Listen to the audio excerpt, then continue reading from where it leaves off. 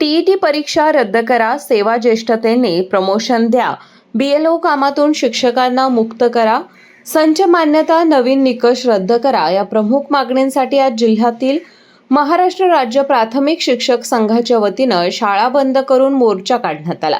राज्यातील प्राथमिक आणि माध्यमिक शाळा आणि कार्यरत शिक्षकांच्या बाबतीत शासनाकडून सध्या घेतले जाणारे निर्णय हे अत्यंत जाचक आणि त्रासदायक ठरत असून यामुळे शिक्षकांचे भवितव्य अंधारात ढकलले जात असल्याचा आरोप शिक्षकांनी केला आहे। याबाबत आज शाळा बंद आंदोलनाची हाक देण्यात आली। याबाबत जिल्हा परिषदेच्या सीईओ डॉक्टर जास्मिन यांना शिक्षकांच्या वतीनं निवेदन देण्यात आलं।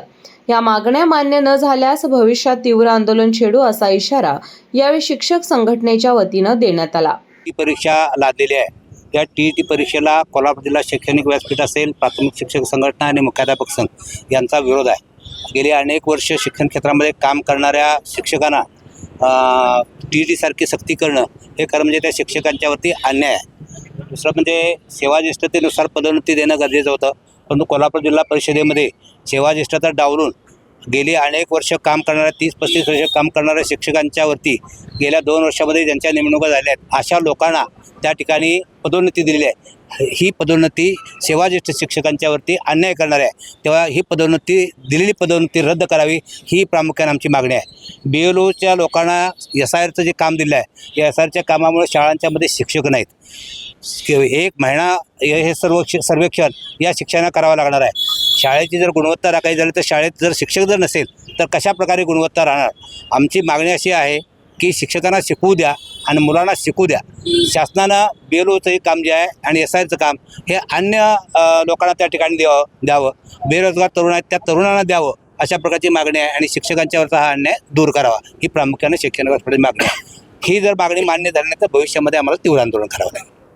ठीक आहे। संपूर्ण राज्यामध्ये मध्यवर्ती शिक्षक संघटना समन्वय समितीच्या वतीनं रजा ठेवून शाळा बंद आंदोलन आहे।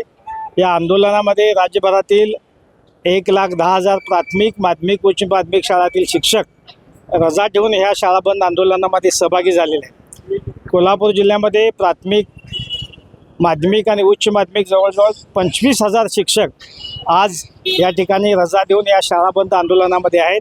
प्रामुख्यानं आमची मागणी हीच आहे की सेवा ज्येष्ठतेनं तुम्ही पदोन्नती द्या आणि जी काही 14 मेचा आदेश आहे तो तुम्ही मागे घ्या आणि त्याच्याचबरोबर टीईटी सक्ती जी आहे ती टीईटी सक्ती रद्द करावी।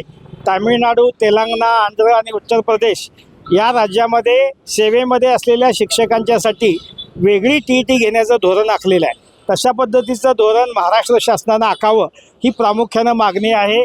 आणि SIR आणि BLO यासाठी जवळजवळ आपल्या जिल्ह्यातील 7,000 ते 8,000 शिक्षकांना कामगिरी काढलेली आहे। 15 जूनला शाळा सुरू झालेली आहे आणि शिक्षक सगळे शाळेच्या बाहेर आहेत आणि मुलंही शाळामुक्त आहेत।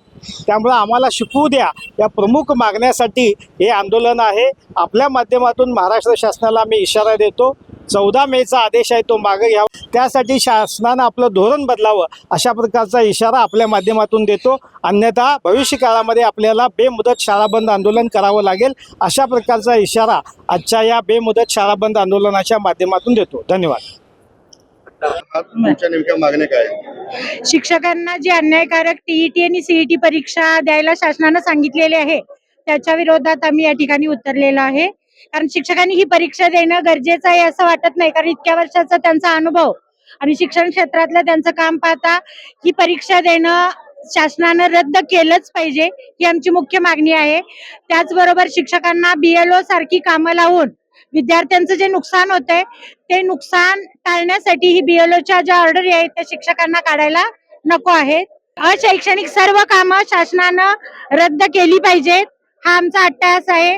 आम्हाला शिकवू द्या आणि विद्यार्थ्यांना शिकू द्या। जर शिक्षक वर्गावर असेल तरच मुलं शिकतील। गोरगरिबांच्या शाळा टिकल्या पाहिजेत। कमी पटाच्या शाळा बंद करणं हा जो शासनाचा निर्णय आहे याला सुद्धा आमचा विरोध आहे आणि ह्या सर्व आमच्या मागण्या मान्य व्हाव्यात यासाठीच हे आंदोलन आम्ही केलेलं आहे।